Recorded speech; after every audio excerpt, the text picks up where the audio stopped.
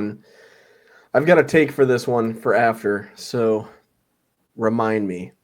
Falcons schedule we always get predictions. takes. Is We the always get take that Michael Penix will never take off his do-rag and we can never see his waves? Is that your No, take? but that reminds me, I do have a second take for this team as well. So to make up for lack of takes, I have two of them for this one. For context, always want too, takes. just so people don't think I'm just saying crazy stuff. Michael Penix, I guess, like none of his teammates have ever seen him without his do-rag on in person.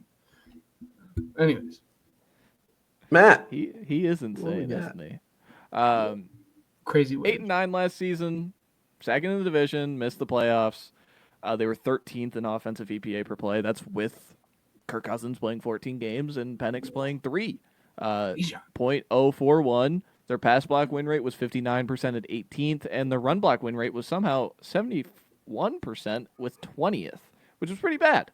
Usually they are a pretty good run blocking team. Defensive EPA per play was .042, 20th. Pass rush win rate was 34%, 27th, and run stop win rate was 29%, 26th. Penix, I threw in his little stats here. Minimum 120 snaps, folks. So this is what we're dealing with.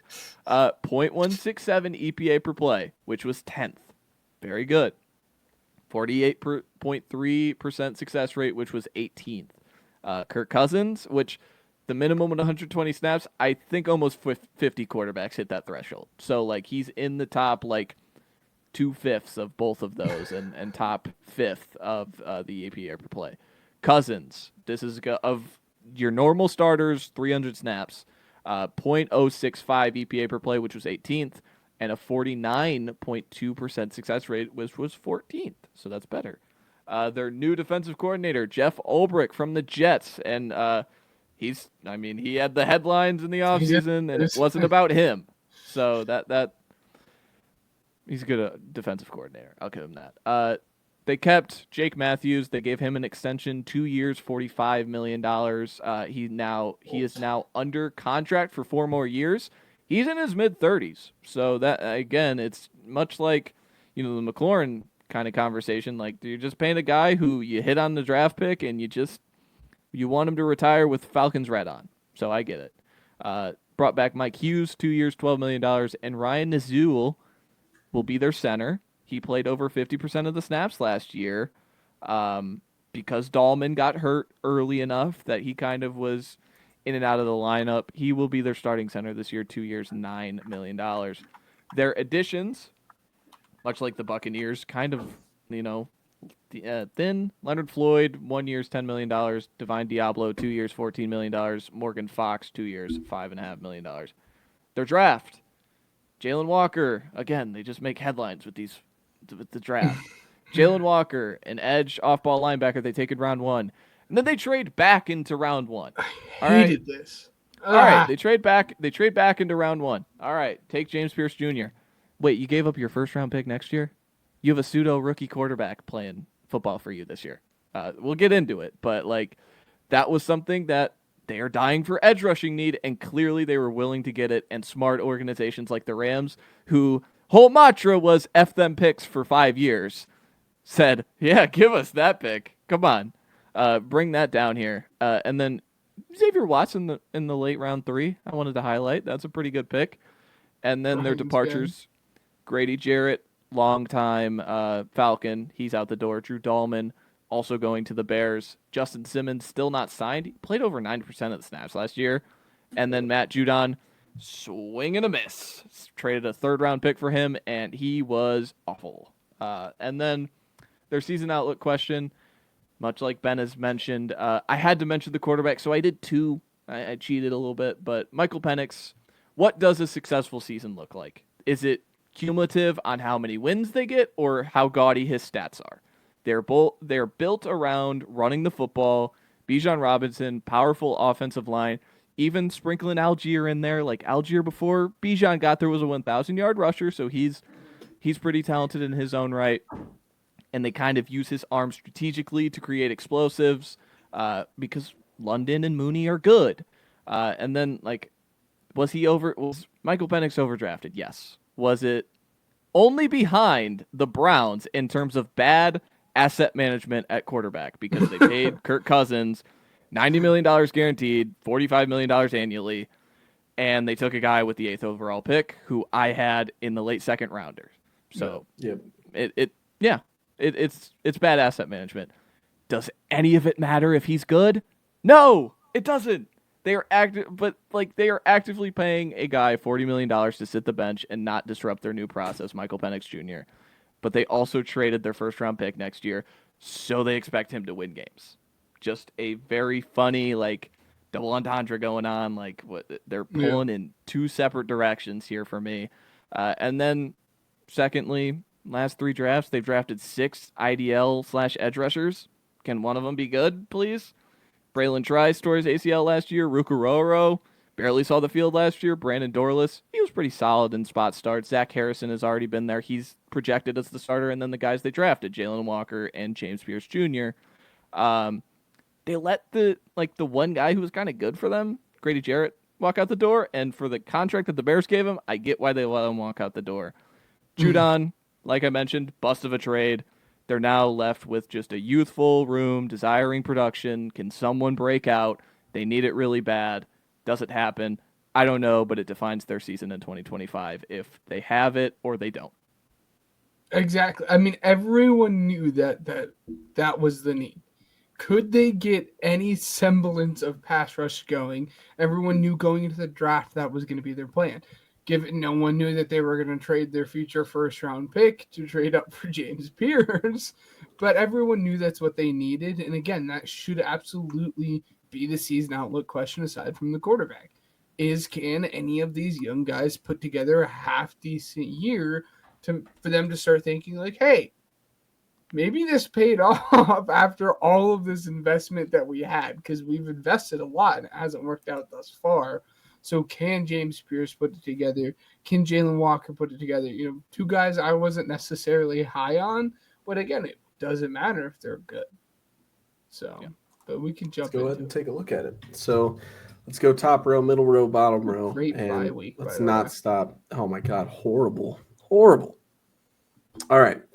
I have them losing. I'm sorry. I had the Falcons beating the Buccaneers week 1. But I'm going to have them lose to the Vikings. I'm going to have them, let's see, trying to remember. I had them losing to the Panthers as well, losing to the Commanders, and I will have them losing to the Bills. They will start 1-5 after the bye. Okay. I have them beating the Bucs. Losing to both the Vikings and Panthers. I'll have them beating the Commanders. I'm a little bit lower on them compared to consensus. If you guys watched that video.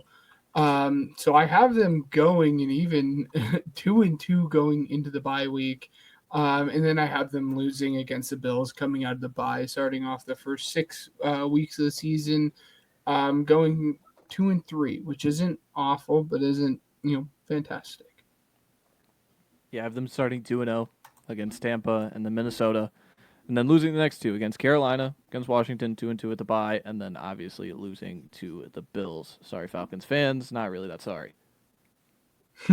I will have them beat the Niners, beat the Dolphins, beat the Patriots, lose to the Colts, beat the Panthers, beat the Saints. I'll have them lose to the Saints, actually. I'll have them lose this game to the Saints because they're away.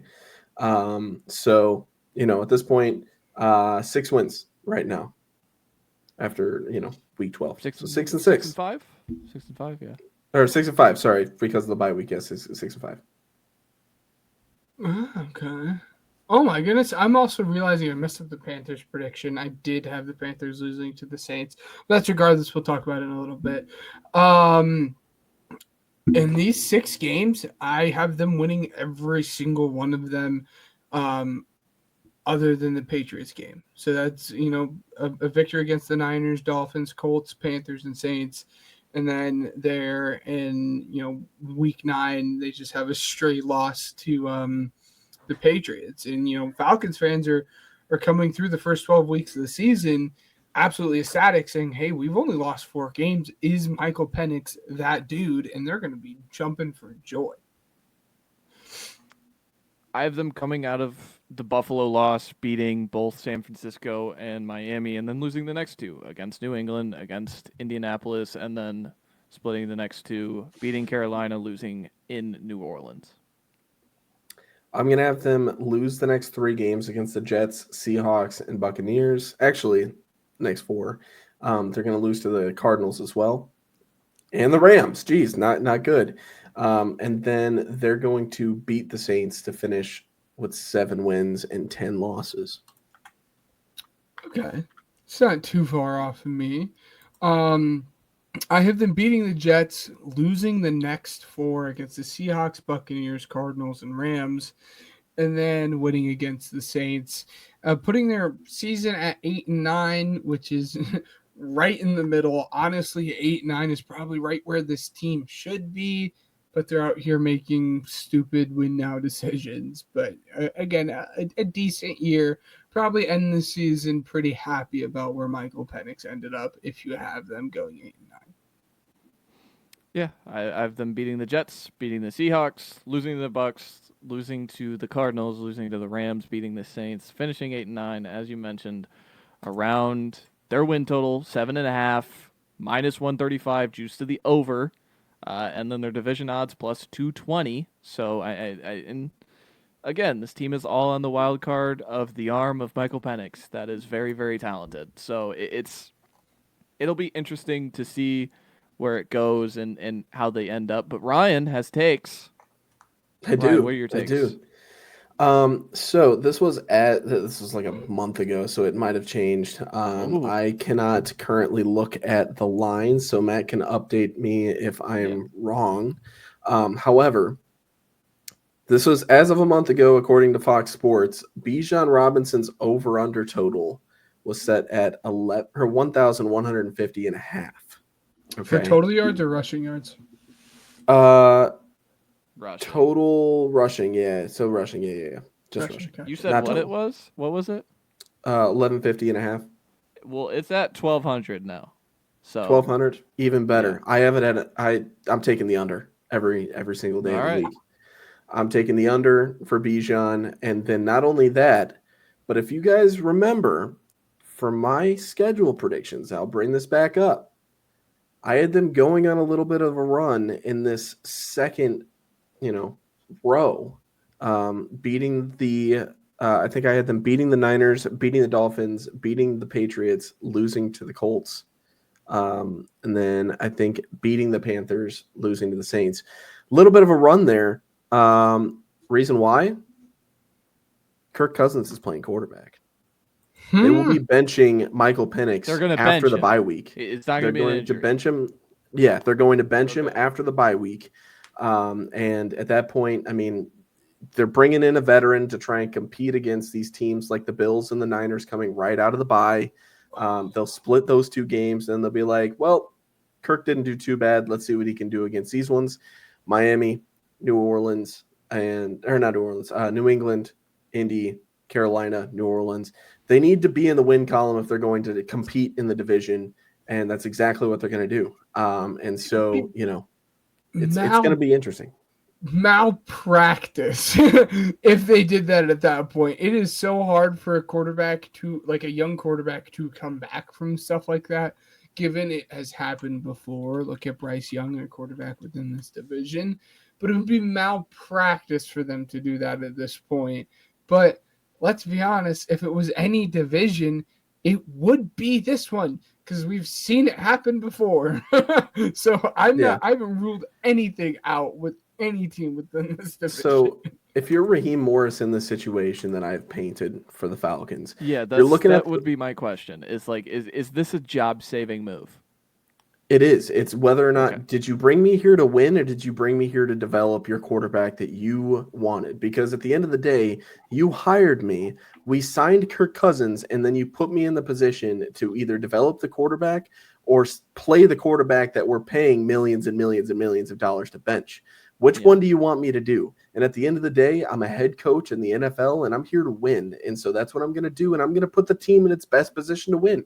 That's where it's going to be. And Raheem Morris is going to do that.